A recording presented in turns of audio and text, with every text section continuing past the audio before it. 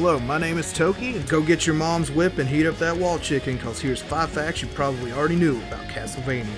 Castlevania is one of the few games not to have its religious symbols censored when it came over from Japan. Unlike most games on the NES, Castlevania got to keep its crosses, holy water, and other Christian symbols. For those that don't know, Nintendo of America were heavy-handed when it came to making sure no one was upset or offended by what was in their game. And to make sure of that, games that came to America through Nintendo were either edited or toned down when it came to things like violence, swearing, drug use, religious imagery, and etc. The Vampire Killer, the Belmont's go-to weapon for slaying monsters and demons of the night. But did you know that MSX2 had a game titled Vampire Killer, released in 1986 for the computer platform in Europe and Japan? While the game has many similarities to the American release of Castlevania, but it shares the open-endedness of Metroid, allowing the player to maneuver through the castle in more non-linear ways.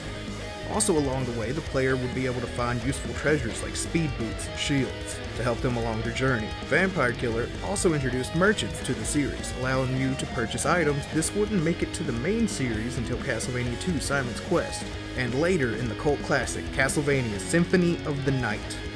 Alucard, son of Dracula, first appeared in Castlevania III Dracula's Curse, where you can recruit him to help slay his father Dracula. And then again, his biggest role yet in Castlevania Symphony of the Night. Did you know that in Symphony of the Night, after you beat the game, you can go to the name entry screen, and if you enter Richter, you then get to play as Richter Belmont, but only up until the Shaft battle.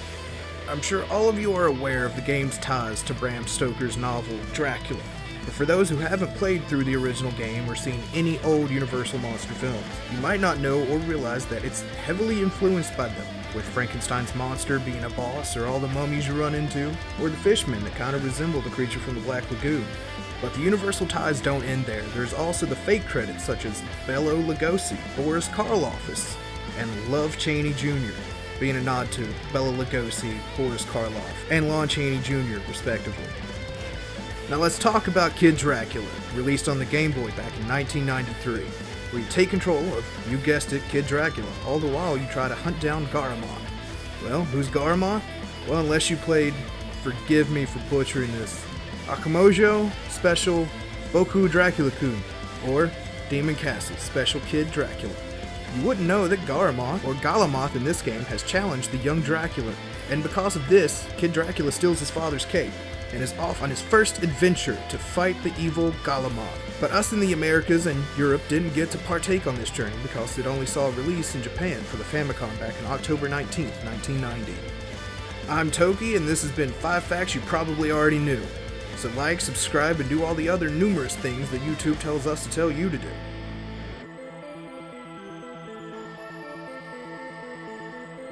Hey, Chris here. I just wanted to give a quick shout out to the Plasmas for providing today's backing track. If you like what you're listening to, please feel free to go check out their stuff down in the link down below.